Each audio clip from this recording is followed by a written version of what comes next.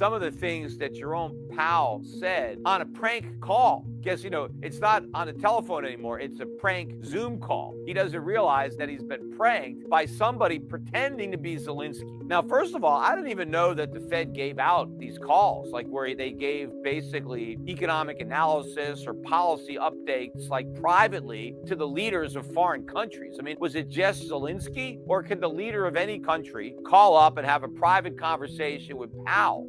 And one of the interesting things about this conversation is that he seemed to be more frank about the situation than he was with Congress. So he's basically being more honest with this fake Zelensky than he was with the members of Congress. And of course, that was out in the open, right? Because he knows the cameras are on and people are at home watching. And so maybe he didn't want to be as honest as on this private Zoom chat where he was talking with who he thought was Zelensky. And the whole thing was just like, we got you on candid camera. But one of the things that he said was that he thought a recession was equal in probability to just slow growth. So it was either or, like kind of 50-50. This fake interview happened in January. And when he was talking publicly, he wasn't thinking it was that good a chance that we would have a recession back then. Now, recently, the Fed has kind of moved to recession, mild recession anyway, as its base case. So the Fed believes we're going to have a mild recession. And as I said, they've never believed any recession. They've never forecast a recession. Even the Great Recession that turned out to be the worst one since 2000, since the Great Depression, they didn't even forecast that, even when they were in it.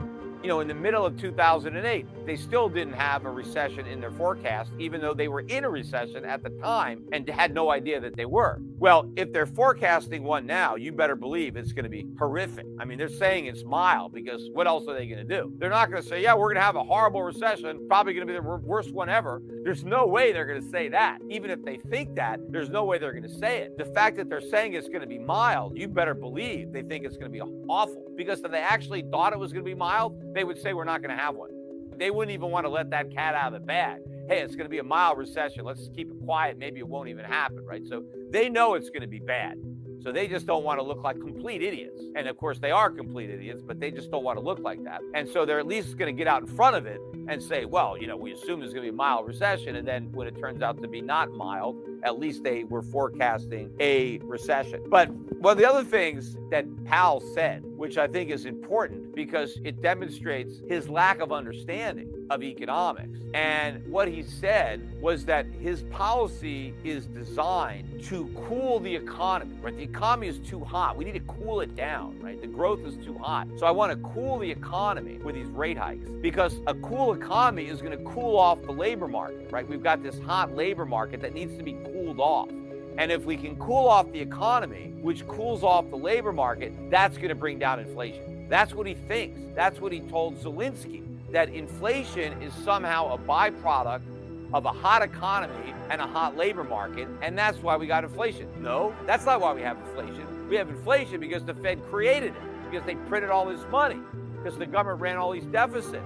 Economic growth's got nothing to do with it. In fact, if anything, real economic growth brings prices down, not up. A strong labor market means labor is more productive, more productivity, more production, lower prices. And in fact, we don't even have a strong economy anymore. He was talking about this quarter, January of this year. We just got the GDP numbers, only 1.1%. I mean, is that a red hot economy that you need to cool down? Doesn't seem too hot. Labor market, we have massive layoffs. Yes, we still have low unemployment, but we've had lots of layoffs so far this year. We've got all these bankruptcies, the third worst start since 2000. Bankrupt companies lay off workers. They don't hire workers. They're getting rid of workers now. They're bankrupt. They don't need any workers. So we don't even have a strong labor market. Yet Powell wants to cool it off because he thinks that's going to bring down inflation. It's not. None of this stuff is going to bring down inflation because Powell doesn't even understand. If he's being honest with Zelensky, he is clueless about where inflation comes from, right? So if you don't know where inflation comes from, how are you going to get rid of it? But of course, most people who are listening to this,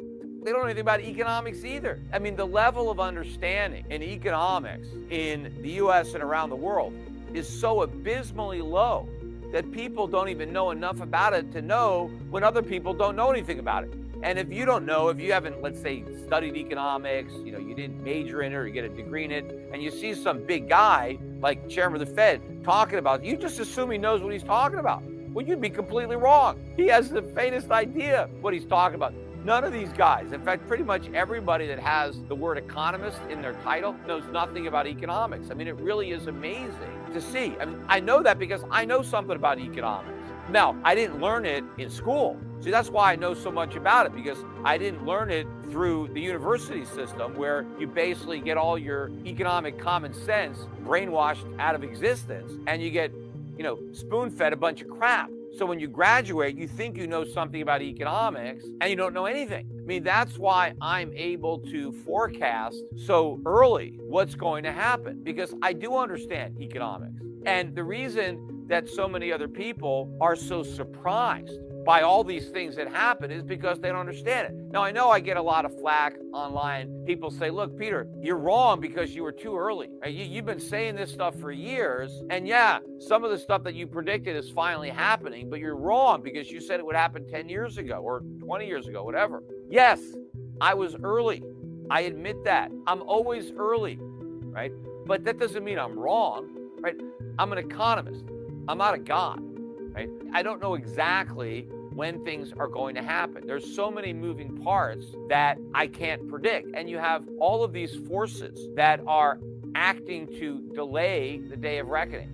But what I do know, and what I've always said from the beginning, is the longer the powers that be succeed in postponing that day of reckoning, the worse it's going to be. The more mistakes that we make along the way, the greater the imbalances that build up. So yes, we have a lot more to reckon with when that day arrives, and it's close upon us. Again, the only thing that really kept us going was the cheap money and the reserve currency status of the dollar. So we could borrow at low interest rates, and we had willing lenders because the dollar was the reserve currency. Well, we're losing both of those props.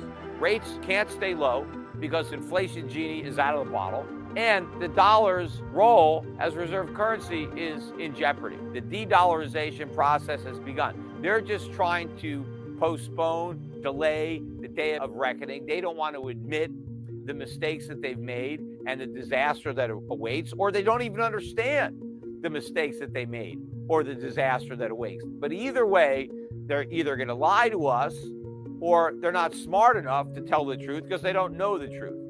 But I'm going to tell you the truth. I understand economics. I'm not afraid to speak my mind and lay it out. And yeah, I'm early. I'm always going to be early. Anybody who has an understanding of this stuff is going to be early. But the reason that some people are able to predict what the masses can't is because the masses are asses. They're not seeing what's obvious. So then you get somebody who can see what's obvious, and according to everybody else, well, he must be some kind of messiah, right? He's some kind of clairvoyant, he was able to see into the future. No, he wasn't. He just understood the present. Just that everybody else was blind to what should have been obvious. And that's the situation we're in right now. It's not that I'm so smart, it's that everybody else is so dumb.